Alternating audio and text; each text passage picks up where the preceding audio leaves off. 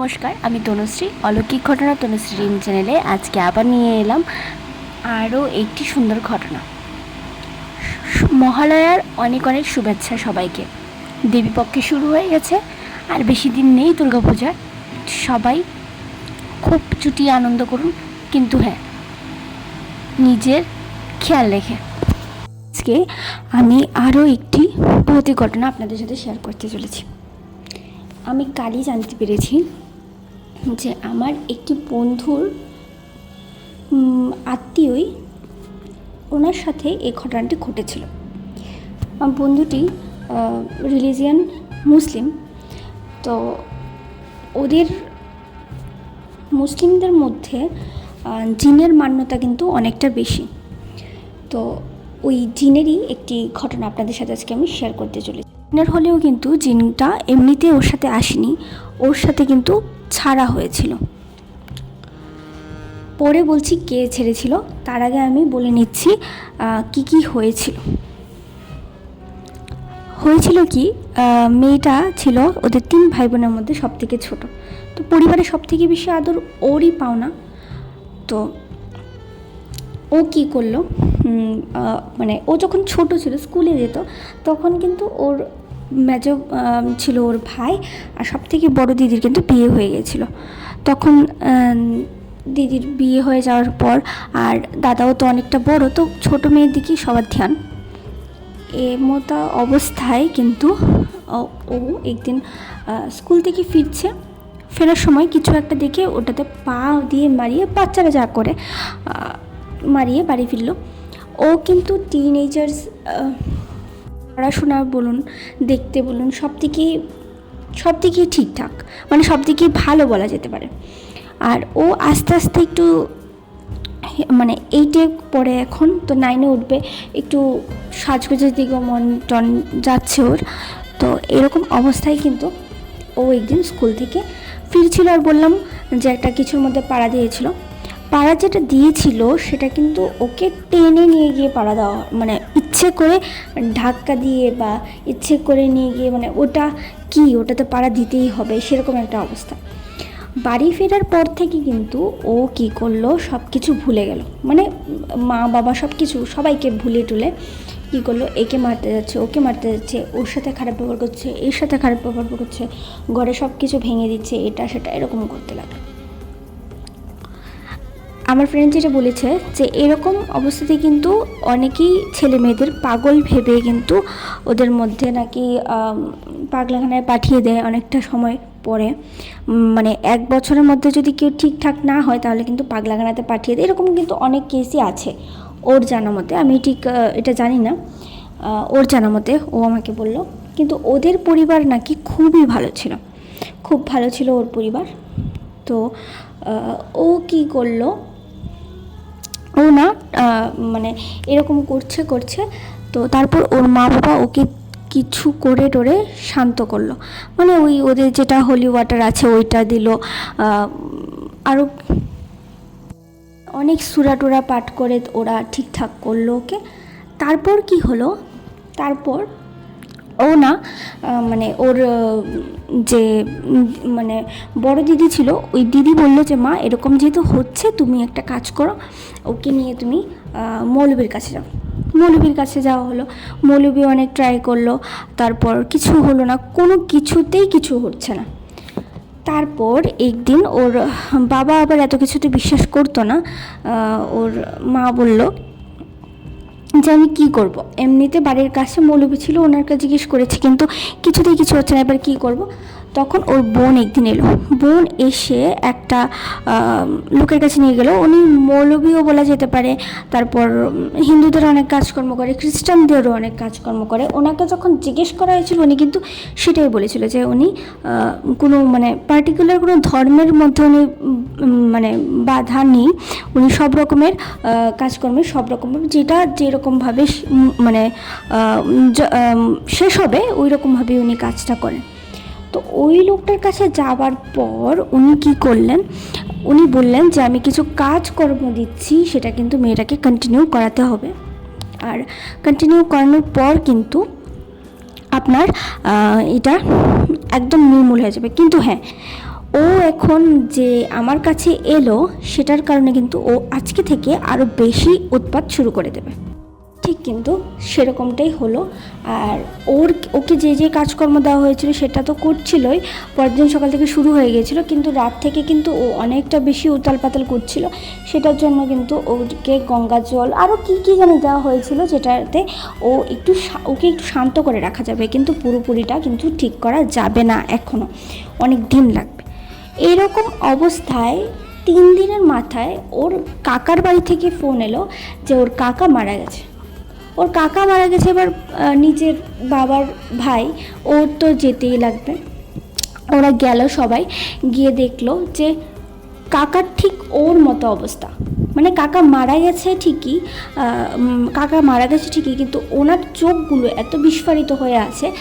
ওই দিন রাত্রিরেতে যখন ওর মানে অবস্থা খারাপ ছিল, ওরও কিন্তু চোখগুলি ঠিক সেই রকমই বিস্ফারিত হয়েছিল, মানে কিছু একটা দেখে যেন ও খুব ভয়ে তাকিয়ে আছে, এরকম একটা অবস্থা হয়েছিল কিন্তু ওর। তো এরকম অবস্থায় ওর মা বাবা কী করলো, ও গিয়েছিল, তো ওর মা বাবা তাড়াতাড়ি ভাই বোনদের দিয়ে ওকে পাঠিয়ে দেয়। পাঠিয়ে দেওয়ার পর জানতে পারলো যে হ্যাঁ, পাগলামি করছিল ওর কাকা, তো মারা গেছে। ওর কাকা যদিও 4-5 মাস ধরে পড়েছিল, স্ট্রোক হয়ে পড়েছিল। তো এই কথা জানার পর কিন্তু ওদের বাড়ির সবাই কিন্তু একটু ভয় পেয়েছিল যে এরকমটা হয়েছে। তো বাড়িতে এসে ওর মা জানালো ওনাকে ফোন করে যে এরকম এরকম অবস্থা হয়েছে, আমাদের বাড়িতে তো এখন একজন মারা গেছে। তো লোকটা বলল এক্ষুনি 1 সেকেন্ডও দেরি না করে যা যা জিনিস আছে সবগুলি কিন্তু আমার এখানে পাঠিয়ে দিন, কারণ এখন আর কোনো কিছুতেই কাজ করবে না। তো একটু মেয়েটাকে বাঁচিয়েটা দিয়ে দেওয়া হয়েছিল। তো বাদ বাকি যা আছে সব কিছু কিন্তু কাজের যে জিনিসগুলো দেওয়া হয়েছিল সব কিছু কিন্তু পাঠিয়ে দেওয়া হয়েছিল ওই মৌলবীর বাড়িতে। পাঠানোর পর ওদের কাজটা 45 দিনে হয় আমি শুনেছিলাম, কিন্তু ওইটা ও কিছু ক্লিয়ার করেনি। ও বলেছিল প্রায় 2-3 মাস পরে আবার নাকি ওই মৌলবীটার সাথে যোগাযোগ করেছিল। আর তার মাঝখানে ওরা যে যে জিনিসের মধ্যে মানে কোনো পার্টিকুলার কোনো ফাংশনে যদি ওরা যেত, কোনো প্রোগ্রামে পরিবারের সবাই মিলে, তখন নাকি ওর সাথে কন্টিনিউ একজন থাকতো, আর বেশিক্ষণ লোকজনদের সামনে ওকে রাখা হতো না। ওকে একটু সময়ের জন্য বের করে তারপর নিয়ে যাওয়া হতো। আর পরিবারের অন্য সমস্ত লোকেরা যখন বলতো কী হয়েছে, ওকে সবসময় এরকমভাবে আগলে রাখার কি মানে, ওকে আমাদের সাথে না ছাড়ার কি মানে, তখন ওর মা বাবা কিছু না কিছু একটা বলে টলে কাটিয়ে দিত। যাই হোক, 2-3 মাস পরে, 2 মাস পরে, ঠিক 2 মাস পরে ওকে যখন আবার মানে ওই জিনিসগুলো শুরু করাতে যাবে, তখন ওই মৌলবী বলেছিল এবার কিন্তু আরও স্ট্রং করে দিতে লাগবে, কারণ যদি স্ট্রং করে না দেওয়া হয় তাহলে কিন্তু ওই জিনিসটা ওকে আরও পেয়ে বসবে, যেহেতু একটা ক্ষতি ওর করে দিয়েছে, আর একটা ক্ষতি করতে কিন্তু ভাববে না।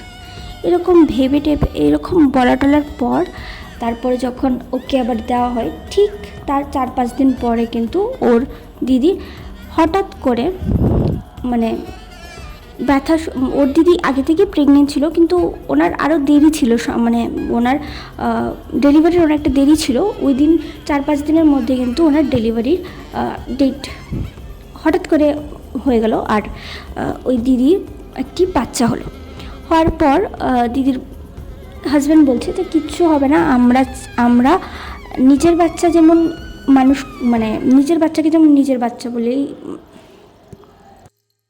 কিচ্ছু হবে না, ও যেরকম আমাদের নিজের বাচ্চা সেরকমই, মানে ওই মেয়েটা কথা বললো, ওদের মানে এক প্রকার বাচ্চার মধ্যে উনি দেখেন ওকে। এরকম বলার পর উনিও মানে ওরা সবাই মিলে আসার পর ওই বাচ্চাটাকে বেশিরভাগ সময় ওই মেয়েটার মাই রাখতো, আর দিদি কিন্তু প্রত্যেকটা সময় মেয়েটার সাথে থাকতো, ওর সব রকম সেবা শুশ্রূষা সব রকম করতো, সব রকম নিয়মকানুন সব কিছু পালনে দিদিটা কিন্তু হেল্প করতো ওকে। এরকম করতে করতে প্রায় ওর 1.5 বছর লেগেছিল সেটা থেকে বেরোতে। মাঝে মধ্যে তো বিভিন্ন ধরনের অনেক কিছু ঘটেইছিল, অনেক কিছু হয়েছিল। তারপর ওরা জানতে পারে যে ওনাদের মানে ওর বাবার যে আরেকজন ভাই, মানে ওরা 3 ভাই ছিল, ওর বাবার 3 ভাই ছিল, ওনার যে জেঠু ছিল, জেঠু নাকি ওই পরিবারটাকে একদম বংশ নির্বংশ করার জন্য কিছু একটা করেছিল। তো সেই কারণেই কাকা হঠাৎ করে মারা যায়। আর যেহেতু এই মেয়েটার উপর করেছিল, তো এই পরিবারের উপর প্রভাবটা বেশি পড়ছিল। তবে ওর ভাইয়ের উপর এতটা প্রভাব পড়তে পারেনি কোনো একটা কারণে, হয়তো বা ওর ভাইয়ের আমাদের শাস্ত্রে যেটা বিশেষ করে রাশি স্ট্রং থাকলে অনেককে মানে কিছু করা যায় না। তবে ওই মেয়েটাকে করা হয়েছিল একটা কারণেই, মেয়েটাকে সবাই বেশি ভালোবাসতো, সব থেকে ছোটো ছিল, ভালোবাসতো বেশি, সেই জন্য এই মেয়েটাকে করা হয়েছিল। আর ওই জেঠু মারা যায়, জেঠুর পরিবারে যারা যারা ছিল, যেরকম জেঠুর এক ছেলে ছিল, সে ছেলে হঠাৎ করে অ্যাক্সিডেন্টে মারা যায়। ওনার স্ত্রীও সেই অ্যাক্সিডেন্টের পরে পাগল হয়ে যায়, যে কিছুদিন আগে হাজব্যান্ড মারা গেছে, তারপর ওনার ছেলে মারা গেছে অ্যাক্সিডেন্টে। তো উনিও পাগল হয়ে যায়, পাগল হওয়ার ঠিক 5-6 দিন পরে নাকি মারা যায়। যে মৌলবীটার কাছে ওরা গিয়েছিল, ওরা বলেছিল যে তোমাদের বাড়িতে কি এখন তুমি সুস্থ হওয়ার পর অন্য কেউ কিছু ক্ষতি হয়েছে? তখন ও বলল যে হ্যাঁ, আমি কালকেই সব কিছু থেকে মুক্তি পেলাম, আমি বুঝতে পেরেছি, সেটা আমি মা বাবার সাথেও শেয়ার করেছি, বোনের সাথেও শেয়ার করেছি, তারপরেই কিন্তু আমার জেঠু মারা যায়, এরকমটা বলল। মৌলবীটা বলল যে উনি যে ভুলটা করেছিলেন, উনি ভেবেছিলেন বংশ নির্বংশ করার জন্য যে উনি করেছিলেন, সেই বংশের মধ্যে কিন্তু ওনারাও পড়ে, সেটা কিন্তু ওনারা ভুলে গিয়েছিল, তো যে কারণে উনি বংশ নির্বংশ করার জন্য করেছিল, সেই সবটাই গিয়ে পড়েছিল ওনার পরিবারের উপর। সেই জন্যই ওনার পরিবারে যারা যারা ছিল আর কি, ওরা নেই। এখন এটা কেটে গেছে। তবে হ্যাঁ, মেয়েটাকে অনেকটা প্রোটেকশানে রাখা হয়েছে। এই ঘটনা ঘটেছে প্রায় 5-6 বছর আগে, মেয়েটা সুস্থ হয়েছে প্রায় 4 বছর আগে। তো সেই ঘটনা ঘটেছে, অনেক দিন হয়ে গেছে, বললাম 5-6 বছর আগে ঘটেছে। তো এখন মেয়েটা সুস্থই আছে, কিন্তু অনেকটা প্রোটেকশানে ওকে থাকতে লাগে। তো একটি জিনের সাহায্যে কালো জাদু করা হয়েছিল। পরিবারের লোককে কতটা হিংসে করতে পারে বা কতটা দেখতে পারে না যে ওরা ভালো থাকুক, এটা অনেকেই দেখতে পারে না। তো সেটা কিন্তু আবারও প্রমাণিত হলো। তো পরিবারের এরকম হিংসুটে লোকজনদের থেকে বাঁচতে আপনারা কিন্তু অবশ্যই কী করবেন বলুন তো? ভগবানকে বিশ্বাস করবেন। তাহলে যতটা আপনাকে ক্ষতি করার চেষ্টা করবে, তাতে কিন্তু বেশি ওনাদের ক্ষতি হয়ে যাবে। আর যদি কিছু করেও থাকে, তারপরেও এতটা প্রভাব আপনাদের গায়ে পড়বে না। যাই হোক, আজকের ঘটনাটা আপনাদের কীরকম লাগলো তা কিন্তু অবশ্যই কমেন্ট করে জানাবেন। আর এরকম কোনো ঘটনা যদি আপনাদের থাকে আর আপনারা আমার সাথে শেয়ার করতে চান, তাহলে ডেসক্রিপশনে লিঙ্ক পেয়ে যাবেন ফেসবুক আর ইনস্টাগ্রামের, ওইখানে গিয়ে আমাকে আপনার ঘটনাটা বলতে পারেন, আমি কিন্তু আপনাকে অবশ্যই রিপ্লাই করব। আর এই ঘটনাটা আপনি যেরকমভাবে চান সেরকমভাবে কিন্তু আমার চ্যানেলে আপনারা জানাতে পারেন। হচ্ছে নতুন একটি এপিসোডে, ততক্ষণ সবাই ভালো থাকুন, টাটা।